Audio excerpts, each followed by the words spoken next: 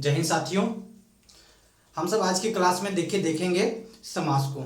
ठीक है, समास को देखेंगे। पिछले वाले क्लास में हम लोग संधि को पूरी तरीके से देख चुके हैं। उसमें स्वर, व्यंजन, विसर्ग संधि को देख चुके हैं। स्वर संधि के जो 5 भेद होते हैं उसको भी देख चुके हैं। व्यंजन संधि के नियम को भी देख चुके हैं। विसर्ग संधि के नियम को देख चुके हैं। वहाँ से काफ़ी चीज़ें हमारी वर्तनी भी शुद्ध हुई है। तो ये सब चीज़ों को हम लोग पीछे देख चुके हैं, कैसे क्वेश्चन बनते हैं, इन सब सारे टॉपिक पे डिस्कस भी किए हैं।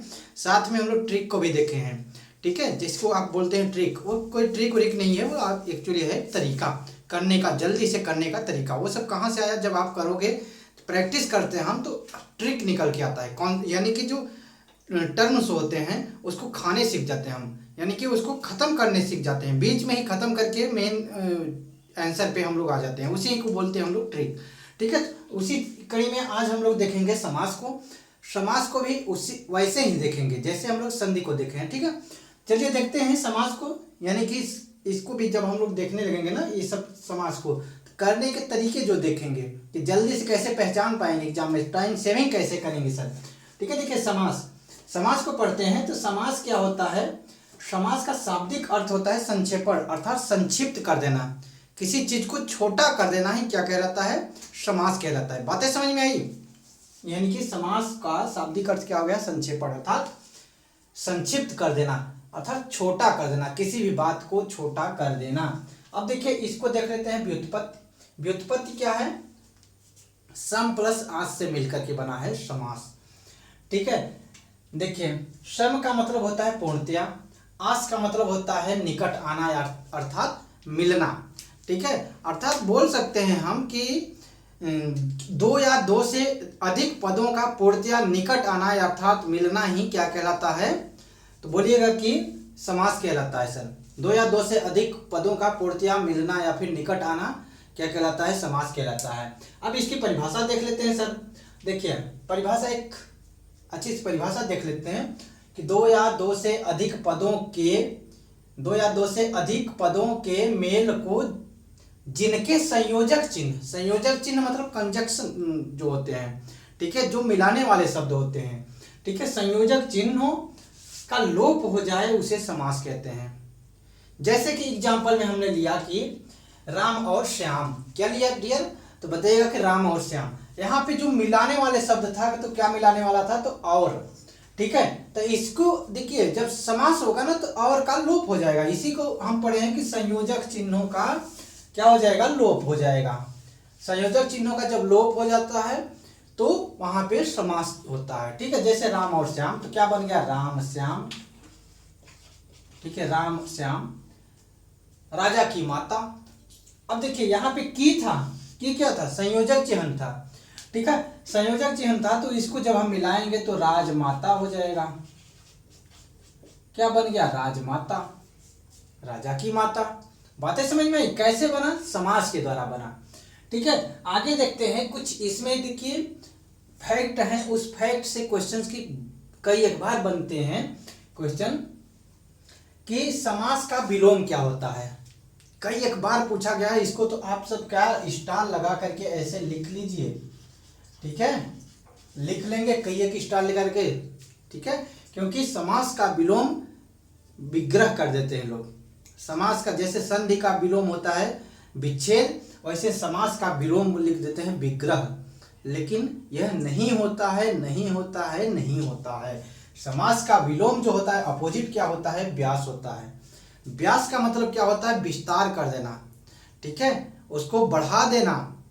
और फिर समास का मतलब होता है संक्षिप्त कर देना, कम कर देना, छोटा कर देना। वो क्या होता है? समास होता है। लेकिन समास का विलोम क्या होगा? व्यास होगा, न कि विग्रह होगा, न कि विग्रह होगा। ध्यान दीजिएगा बात को ना।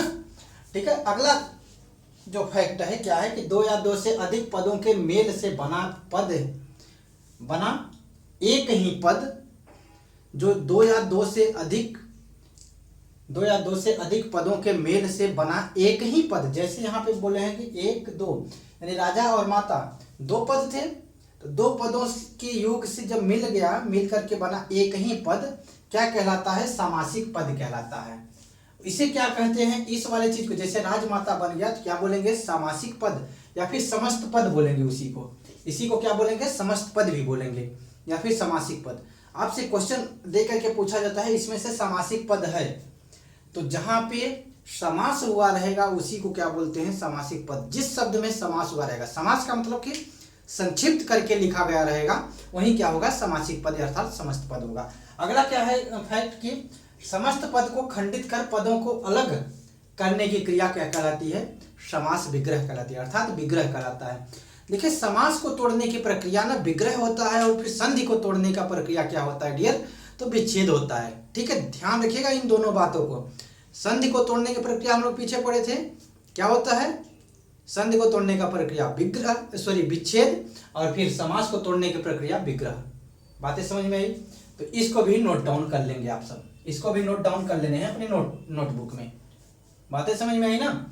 ठीक है, समस्त पद को खंडित करके अलग अलग करने की क्रिया क्या कहलाती है, समस्त पद। जैसे राजमाता था तो इसको हम लोग क्या कर सकते थे, राजा की माता, ऐसे करते, राजा की माता। जैसे यहाँ पे हमने लिख दिया है कि राजपुत्र, ये था, ये समस्त पद था, इसको तोड़ करके लिख दिया राजा का पुत्र, तोड़ के लिख दिया, तो ये क्या हो गया, समास विग्रह हो गया। ये वाला पद क्या हो गया, समास विग्रह। ठीक है, आगे देखिए समास का महत्व क्या है, हमारे व्याकरण में या फिर हमारे साहित्य में समास का महत्व क्यों है। देखिए इसको समझ लेते हैं। कम शब्दों में ज्यादा से ज्यादा बात कहने के लिए समास का प्रयोग किया जाता है, यानी कि कम शब्दों में ज्यादा से ज्यादा बड़ी से बड़ी बातों को कह देने के लिए समास का प्रयोग किया जाता है हमारे साहित्य में, हमारे व्याकरण में। ठीक है, समझ में आई बात? बड़े से बड़े शब्द हैं उसको लघु करके, संक्षिप्त करके, छोटा करके कहने के लिए क्या कहलाता है, क्या यूज किया जाता है, समास का ना। अब आते हैं समास के भेद। क्या, समास के भेद अर्थात समास के टाइप्स। कितने टाइप्स के हैं समास, तो समास को बोलेगा कि 6 टाइप के, 6 भेद हैं, 6 प्रकार हैं। ठीक है, कौन कौन से, पहला हम लोग पढ़ेंगे अव्ययीभाव समास को, ठीक है, दूसरा पढ़ेंगे तत्पुरुष समास को, तीसरा पढ़ेंगे कर्मधारय समास को, फिर चौथा बहुब्रीहि, पांचवा द्विगु, छठवां द्वंद्व समास पढ़ेंगे। ठीक है, क्या क्या, अव्ययीभाव, तत्पुरुष, कर्मधारय, बहुब्रीहि, द्विगु और द्वंद्व। ठीक है, इन 6 समास को हम लोग बहुत बढ़िया से देखेंगे।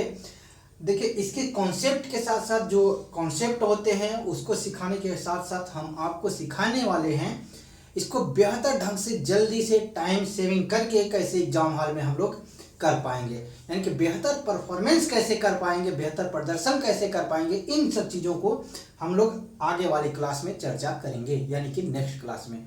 ठीक है, तो ये चीज़ यहाँ से आप सब नोट डाउन कर लीजिएगा, सारी चीज़ों को, सारे फैक्ट को, ये समास क्या होता है, ताकि आपका एक कंप्लीट नोट्स तैयार होते चले।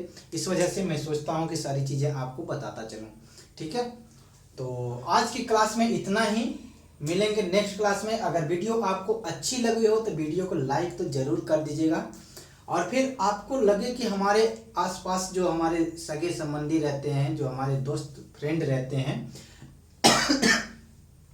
उन लोगों को भी ये वीडियो लाभान्वित कर सकती है, तो आप उनके पास शेयर कर दीजिएगा, ताकि वो भी हमारे वीडियो को देख करके कुछ 1-2 क्वेश्चन अगर कर लेंगे तो मैं अपने को धन्य मानूंगा। ठीक है, तो और अगर आप नए हमारे चैनल पे हैं तो चैनल को सब्सक्राइब कर दीजिएगा, बेल आइकन को दबा दीजिएगा। थैंक यू, मिलते हैं नेक्स्ट क्लास में। जय हिंद साथियों।